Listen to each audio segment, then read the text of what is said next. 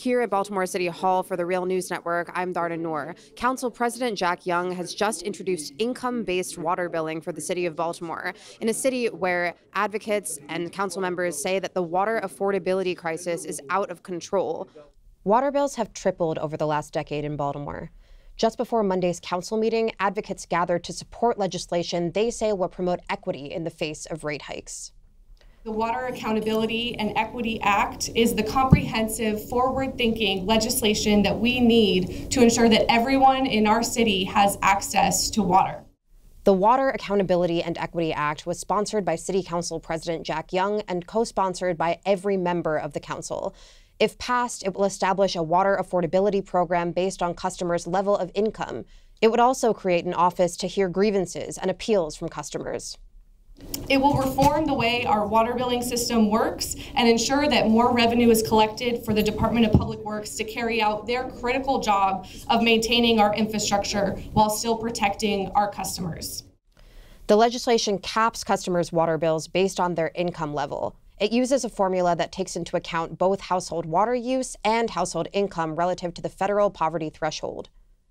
So basically, they would get reductions in the monthly fee they pay based on their income, so that they would be able to reduce the share of monthly income that water now overtakes.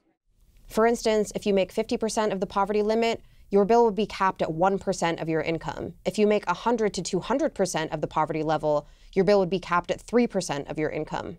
And basically, tenants just need to show up, provide a copy of their lease, provide their financial information in order to get a credit, which would then be dispersed to them either once a month or at the end of the year. Food and Water Watch and members of the Right to Water Coalition have been pushing the council to introduce this legislation for years. Last December, President Young told The Real News it would be introduced in January 2018.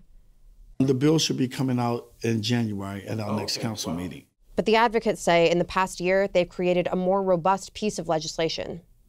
Well, I think the delay occurred because there were some conversations with the DPW trying to work with them and move them along and try to work out a compromise. I think that now is the right time to have it done because DPW just announced another 30% rate increase. So now is the moment we really need to be proactive at making sure our water service is affordable and accountable and that people have really due process under the law to dispute bills. This proposal comes just days after Baltimore's Department of Public Works, or DPW, proposed 3 annual rate hikes of approximately 9% starting in July 2019. DPW also announced a new assistance program.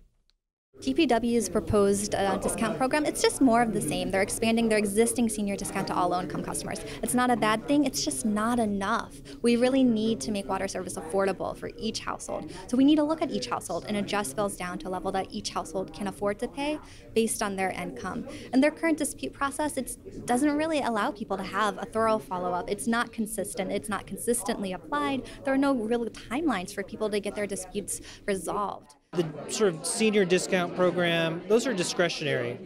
They're not legal, they're not set in stone, and they don't provide a tenant with the rights. If someone's in a discount program, it still doesn't stop a landlord from evicting them based on unpaid water bills. DPW says rate hikes are necessary to raise funds for infrastructure repairs. Baltimore is required under federal consent decree to repair its 100-year-old water and sewage system.